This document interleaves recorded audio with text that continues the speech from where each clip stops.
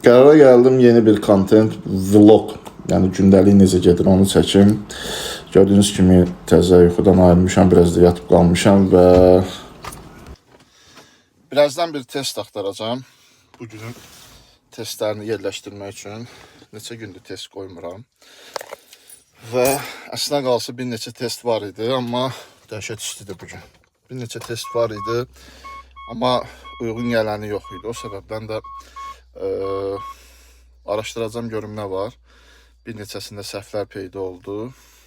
Görək, axşama görək nə çıxardırıq. Deməli, hara gedirik? Gedirik bu günləri iki dənə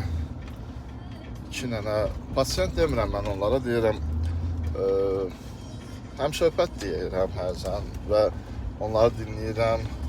Onların elədiyi səhvləri və yaxud nəyisə eləməyə cəhd eləmədiyi anları müzakirə edirik və bu gün iki nəfərlə vaxtı danışacaq. Birində axırı sonuncudur və xeyli dəyişiklik edib. Əfsuslar olsun ki, etik qaydalara uyğun olaraq mən onların nəinki üzlərini bulanlıq, heç onların səsini belə verə bilmərəm və bilmirəm, indi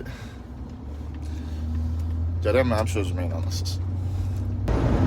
Görüşlər qutardı, danışıqlar qutardı və qarşı tərəfin üzündə xoş bir nəticə görəndə adam biraz özündən razı olur və istərdim bunu sizlə bir bölüşəm. Əslində qalsa çoxsu soruşur ki, sən psixoloqsan. Mən cavab olaraq deyirəm ki, yox, psixoloq deyiləm. Və artıq dediyim insanlarla da söhbət elədim, onlarda da stres menecment çox gözəl gedir, özlərini çox yaxşı hiss edirlər. Real bir keyslərdir. Əslində qalsa çox bu işlə maraqlanmıram, çünki belə deyək də Azərbaycanda psixologiyanı o həddə salıblar ki, artıq adam psixologiya sözünün özündən biraz iyrənir və hər yerindən duran demək olar ki, psixoloqdur.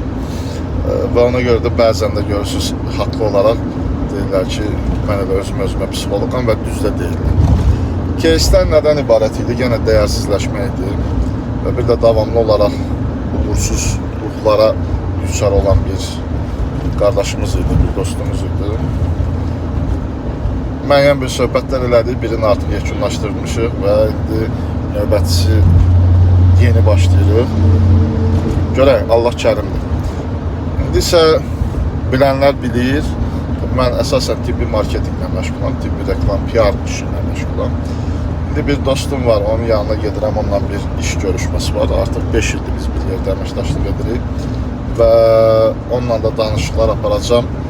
Bu həftə canlı yayıma çıxmağa görək alınsa, bu hissəni montajda kəsməyəcəm. Alınmasa montajda kəsəcəm.